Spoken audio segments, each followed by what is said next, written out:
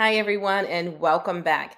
As promised in the previous piece on the Turkey Week takedown, we are back to do a deep dive into the TCU versus Notre Dame game, as I found it quite interesting.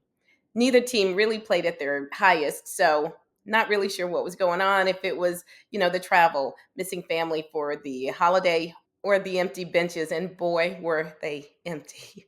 So we're going to go ahead and play the intro, and then we'll be right back.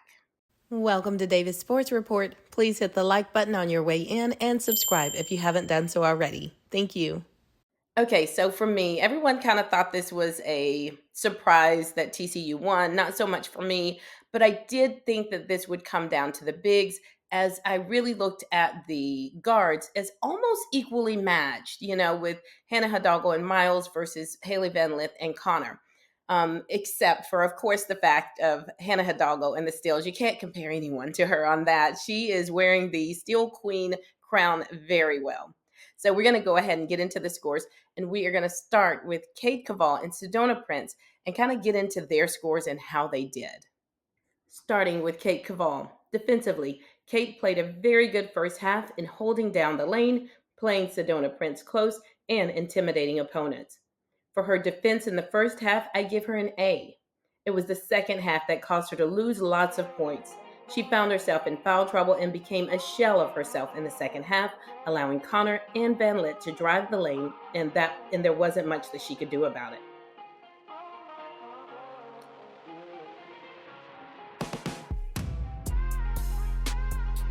Cavall held Prince to 0 points in the first quarter.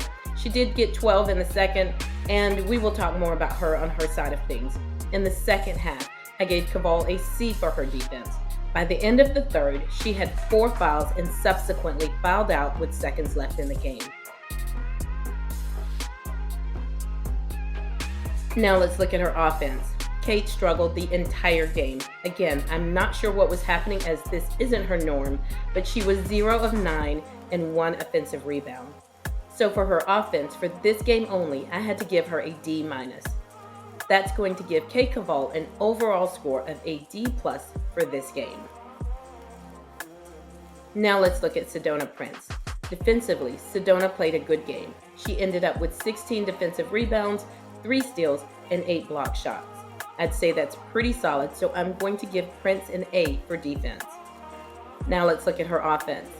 On offense, Sedona was held down in the first quarter, but rebounded quickly in the second. She ended up with 4 offensive rebounds, 4 assists, 3 steals, and 20 points for the win over Notre Dame. So I give Prince a score of an A on offense as well. That brings Prince's overall score to an A.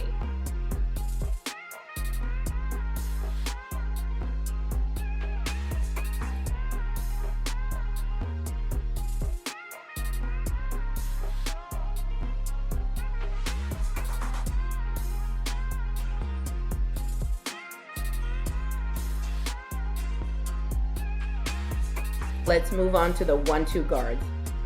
We will start with Notre Dame's Hannah Hidalgo and Olivia Miles, and I will grade them as a combo. Let's start with defense. The combo had 2 turnovers each for a total of 4, which is about average. They combined for 8 defensive rebounds and 3 steals each for a total of 6 steals in this game. I'm going to give these ladies an A for defense. Now on to the offense. Despite the duo ending up with a total of 43 points, they did throw up a lot of missed shots to get them there. Hidalgo was 9 of 22, bringing her field goal percentage to 41%, and Miles was 7 of 14, bringing hers to 50%. The thing I liked about this duo is that they will drive the lane no matter what size center they will meet when they get there. They had a combined 5 offensive rebounds and 9 assists, and although it looked very bad when watching the game, these stats are actually not that bad. So I'm going to give Hidalgo Miles a B+ for offense as they struggled horribly in the fourth quarter, bringing their total score to an A-. As I stated, they didn't look so good in the fourth quarter, and that's usually what you remember first, but the numbers don't lie.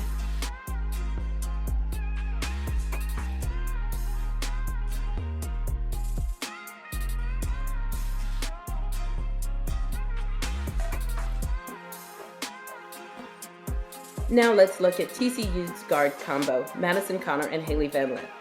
Defensively, Connor had 7 turnovers while Van Lith had 1 for a total of 8. They had a combined 9 defensive rebounds and 1 steal for Madison Connor.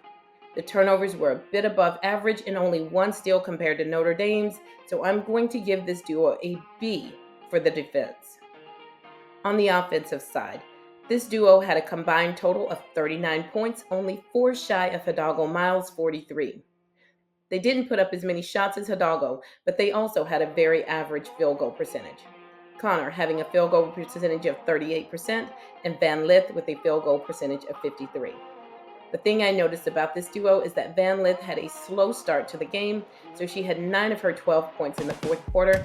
She was on fire in the fourth. That was her quarter. They had 0 offensive rebounds and 9 assists. Comparing them to Hidalgo Miles combo, I would have to give them a B- for offense, bringing their total score to a B.